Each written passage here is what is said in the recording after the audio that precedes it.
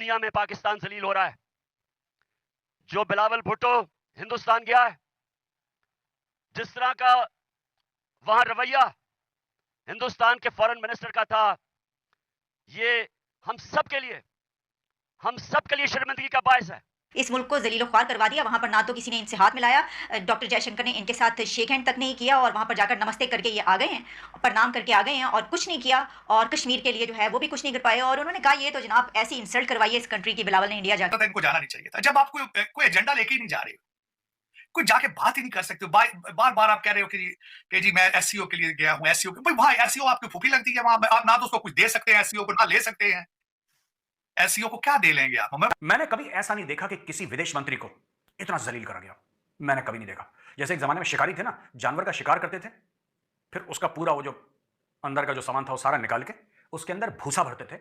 Doctor Jaishankar ने इसको खत्म करा, इसके अंदर भूसा भरा और इसको दीवार पर टांग दिया। कहा कि पाकिस्तान की जिल्लत करवा दी इंडिया में जाकर। बिलावल भुट्टो वजीर खारजा जो इंडिया गए हैं, वहां पर जैसा सलूक उनके साथ हुआ है तो ये तो जलील करवा के रख दिया पाकिस्तान को। उसने कहा ना तो आप G20 के मेंबर हैं।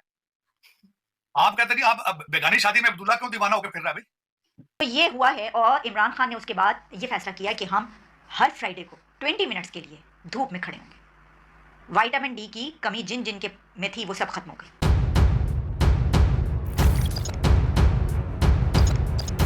तो नमस्कार दोस्तों, जय हिंद। स्वागत है आपका पाकिस्तानी मीडिया जुड़ी एक और फ्रेश और मज़ेदार वीडियो में। तो दोस्तों, अंतर्राष्ट्रीय स्टेज पर लगातार कई बार बेइज्जती कराने के बाद भी पाकिस्तान अपनी हरकतों से बाज नहीं आता। अभी हाल ही में पाकिस्तान के विदेश मंत्री बिलावल भुट्टो जरदारी शंघाई सहयोग संगठन एससीओ की बैठक में शिरकत करने भारत पहुंचे थे। जब एससीओ बैठक के बाद जयशंकर ने प्रेस कॉन्फ्रेंस की तो उन्होंने एक एक कर पाकिस्तान के दोहरे मानदंड की परतें उधेड़ दी। जैसे ही बिलावल ने कश्मीर पर अपना राग अलापना शुरू किया, वैसे ही जयशंकर ने कहा आतंकवाद के मामले में पाकिस्तान की विश्वसनीयता उसके विदेशी मुद्रा भंडार से भी ज़्यादा तेज़ी से घट रही है। 370 हिस्ट्री बन चुका है। अब बात पीओके पर होगी। विदेश मंत्री एस जयशंकर के पलटवार से पाकिस्तान के विदेश मंत्री बिलावल भुट्टो को शर्मसार होना पड़ा। भारत में हुई बिलावल की बेइज्जती को अब पाकिस्तान के पूर्व प्रधानमंत्री इमरान खान ने मुद्दा बना लिया है और कहा दुनिया में पाकिस्तान जलील हो रहा है। जिस तरह जयशंकर ने बिलावल की रख कर बेइज्जती की है, ये पाकिस्तान के लिए बेहद शर्मिंदगी की बात है। अगर हमें जलील ही करना था तो हिंदुस्तान बुलाया क्यों? तो दोस्तों, देखते हैं इस विषय पर पाकिस्तानी मीडिया और क्या बोल रही है अपने डिबेट शोज़ में। तो दोस्तों, ज़्यादा समय बर्बाद ना करते हुए हम शुरू करते हैं इस वेरी इंटरेस्टिंग और मज़ेदार वीडियो को। आप जल्दी से हमारे इस यूट्यूब चैनल को सब्सक्राइब कर दीजिएगा। कहा कि पाकिस्तान की जिल्लत करवा दी इंडिया में जाकर। बिलावल भुट्टो वजीर खारजा जो इंडिया गए हैं, वहां पर जैसा सलूक उनके साथ हुआ है तो ये तो जलील करवा के रख दिया पाकिस्तान को। इस मुल्क को जलीलो ख्वार करवा दिया। वहां पर ना तो किसी ने इनसे हाथ मिलाया, डॉक्टर जयशंकर ने इनके साथ शेक हैंड तक नहीं किया और वहां पर जाकर नमस्ते करके ये आ गए हैं, प्रणाम करके आ गए हैं और कुछ नहीं किया। और कश्मीर के लिए जो है वो भी कुछ नहीं कर पाए और उन्होंने कहा ये तो जनाब ऐसी इंसल्ट करवाई है इस कंट्री की बिलावल ने इंडिया जाके।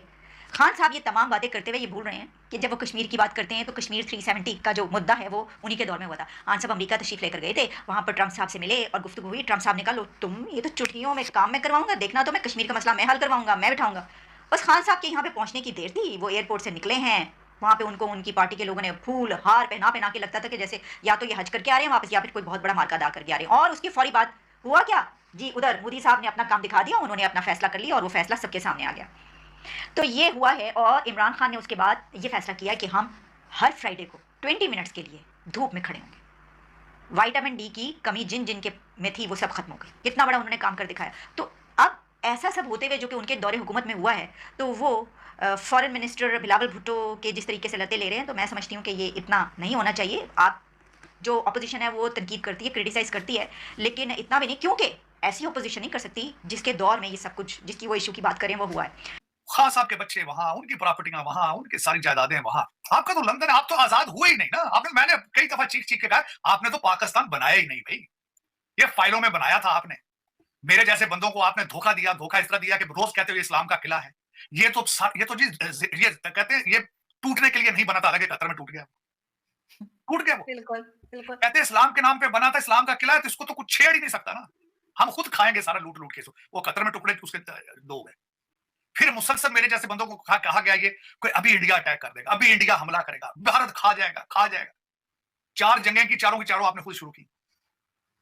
अब इसके बाद अब मैं ये फैसला करने वालों से पूछूंगा, या तो उन लोगों को सजा दें जो ये कहते रहे हैं कि हमारे टैंकों को जंग लग चुका है, हमारे पास जंग लड़ने के लिए डीजल नहीं है, या तो इसको क्लैरिफाई करें। अगर क्लैरिफाई नहीं करते तो भारत से रिलेशनशिप ठीक करो, अपने ठीक करो, आगे जितनी यहाँ पे ट्रेड शुरू करो यार। को पाकिस्तान के अंदर महंगाई कम हो, इस वक्त एशिया में सबसे महंगा कंट्री आपका है, श्रीलंका से भी ज्यादा महंगा आपका कंट्री। लोग गुर्बत से भाग के छोड़ छोड़ के मुल्क भाग रहे हैं यहाँ से। ट्रेड तो नहीं करेंगे। आपके एक साबिक सफीर ने अगले दिन स्टेटमेंट छोड़ी है, उसने कहा कि भारत ने अटैक करना था, सिर्फ इसलिए नहीं करा कि एससीओ का वेट कर रहा है, वरना उसको रिटेलिएट करेगा। आपने पढ़ी होगी। तो उसमें देखें अब वो ये G20 में भी इन्होंने एतराज कर दिया सर। कि वहां नहीं, इन्होंने G20 का एतराज किया है, वो कश्मीर के में क्यों किया। उसके बाद जयशंकर ने जवाब बिल्कुल ठीक दिया, उसने कहा ना तो आप G20 के मेंबर है, आप कहते नहीं आप बेगानी शादी में अब्दुल्ला क्यों दीवाना होकर फिर रहा है भाई। तो दूसरा, लेकिन ये मैं कहूं कि वो मजा नहीं आया इसमें, क्योंकि चले मैं तो पहले ही कहता था इनको जाना नहीं चाहिए था। जब आप कोई एजेंडा लेके ही नहीं जा रहे, कोई जाके बात ही नहीं कर सकते, बार बार आप कह रहे हो कि जी मैं एससीओ के लिए गया हूं, एससीओ के भाई वहां एससीओ आपकी फूकी लगती है, वहां आप ना तो उसको कुछ दे सकते हैं, एससीओ को ना ले सकते हैं।